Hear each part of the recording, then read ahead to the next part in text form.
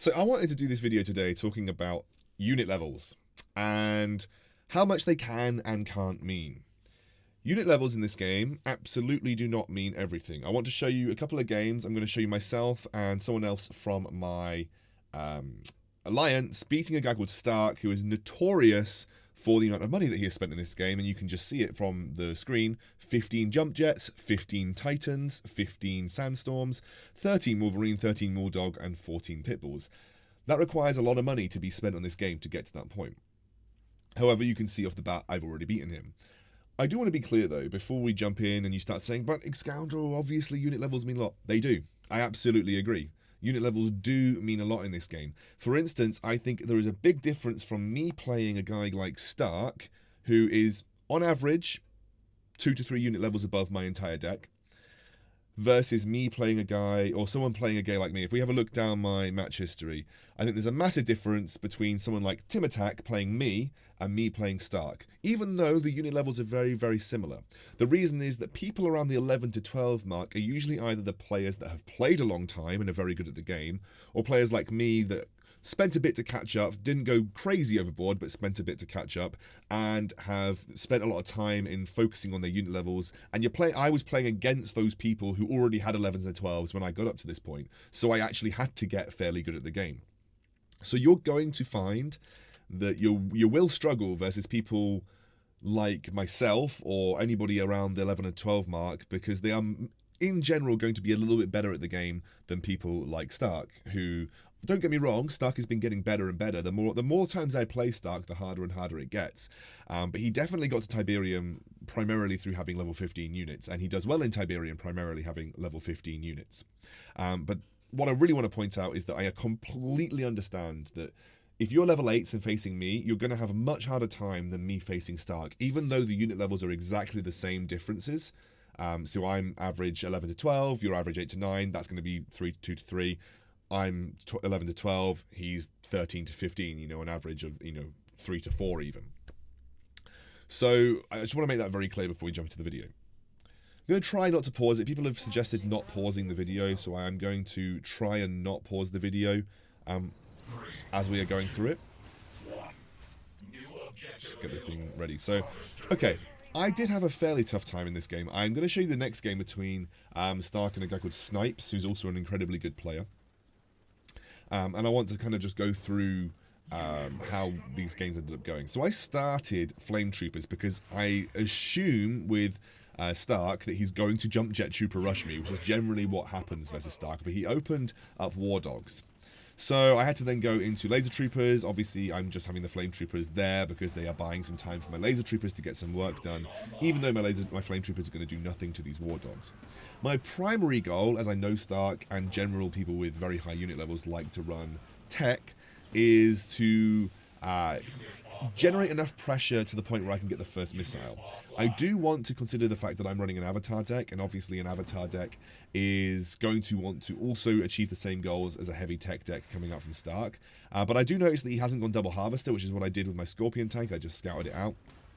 And so the majority of this game is going to be just cycling my Scorpion tank and my Flame Troopers away from each other so that I get them into the best possible matchups. And you'll notice that's kind of what I do. I'm body blocking as much as I can with my Flame Troopers to get my Scorpion tank into a good matchup. I leave my Flame Troopers there. As the Jump Jet Troopers run over them, they die pretty quickly, and now my Scorpion tank's into a good position versus these War Dogs. If he sets another Jump Jet Trooper at me, I can deal with it, but I just enough to get the first missile from him. And now the first missile is down, I can get my own double Harvester out, and suddenly things are starting to look a little bit better for me. So again, watch what I do here. I just cycle my Scorpion tank back over this rock, and he has to kind of cycle round my Flame Troopers, and that allows my Flame Troopers to get the majority of the work done here. Even though a single Jump Jet Trooper damage like that is just insane, we're at the point where I'm able to defend that because of some good micro around my Flame Troopers.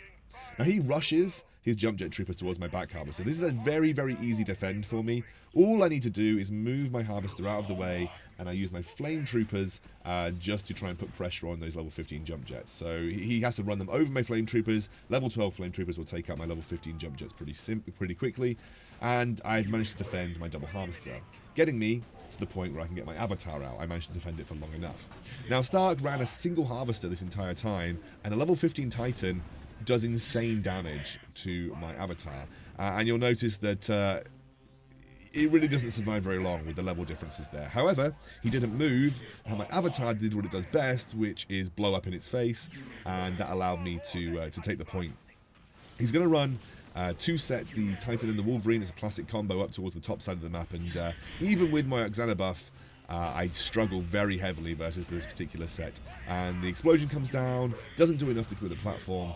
I think that maybe the stealth tank can sort of take them out, but unfortunately it can't. So I have to think of a better reason, and I think, do you know what, in my mind, I know that Titans take a long time to kill attack bikes. So the attack bikes are probably going to survive long enough so that I can win the missile. And they do. And that wins me the game. That was a bit of a heads-up play from me, knowing that the attack bikes are a squad unit, the Titan can't deal with them very well, and I was able to contest the platform for just a long enough amount of time to get that missile. But it shows you that it's not impossible to beat people with higher levels. Now, like again, I do want to reflect on the fact that if you're playing against someone who's 3 levels higher than you, for instance 8 to 11, and they are much better than someone like Stark, you're going to have a bad time.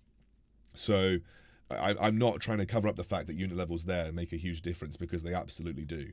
I want to show you Snipes versus Stark now, because he actually won this in a much more convincing fashion.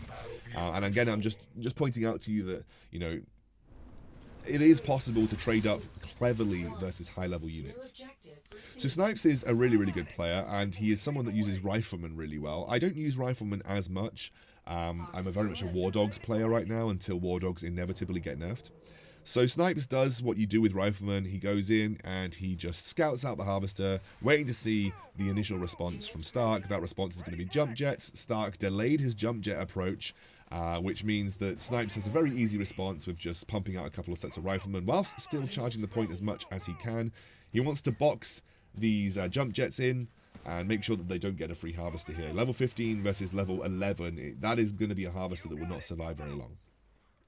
So Stark, you know, have a massive unit advantage on the field for Snipes, and you can see immediately Stark found this a good opportunity to go into a double harvester.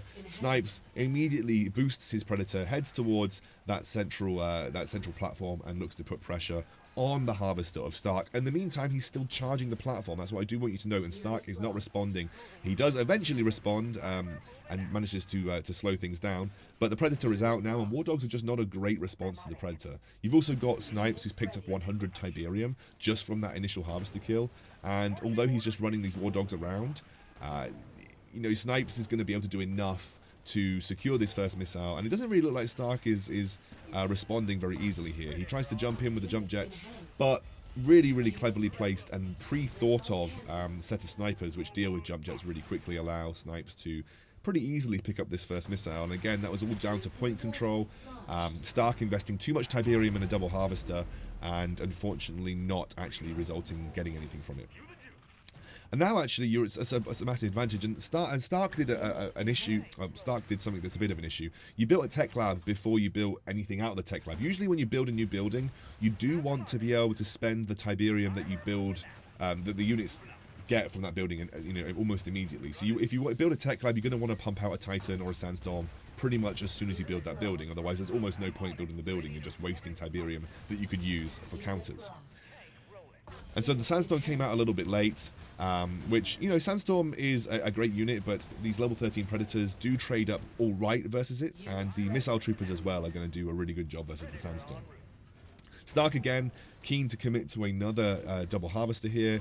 He's really not got the response to Missile Troopers, hasn't got enough to get to the back platforms easily, and all it's going to take now from Snipes is just some clever body blocking and contesting on platforms, and he's going to get this victory. And this is something that I think, you know, a lot of top-level players do really well versus the whales. This is their ability to just constantly pressure the platforms, and honestly, a lot of these high-level players rely on their units specifically to win them the game. So I just want to show you those two games. I thought they were interesting, and it shows you that, you know, we do have to, you know, even at the 11-12 range, we do have to deal with people who have got very high unit levels. God forbid the day when you get someone of equal skill to Snipes, for instance, with the level 15 units, because that's the day where we're going to struggle. And I think that's the issue that a lot of 8 to 9 players have. in Tiberium League especially, that, you know, the people at 11 to 12 are probably on the whole better than them, and they also have the unit level advantage. So it's a very difficult hill to climb and be quite frustrating. But yeah, I just want to show you that you know, we have beaten guys who've got 15s, but they're just not as good as us yet, and therefore it's a little bit easier for us. So when we come in and say, yeah, we've beaten 15s, it doesn't quite mean the same as 8 or 9s beating 11 and 12s. And to be honest, it's just the way it's going to be. You just have to put that time into the game. You just have to grit it out if you can. You don't have to, or spend money. I guess at the end of the day is the other thing that you have to consider. That's kind of the way that the business model is posed. So yeah, that was really interesting. Hope you enjoyed it, and I will be back tomorrow.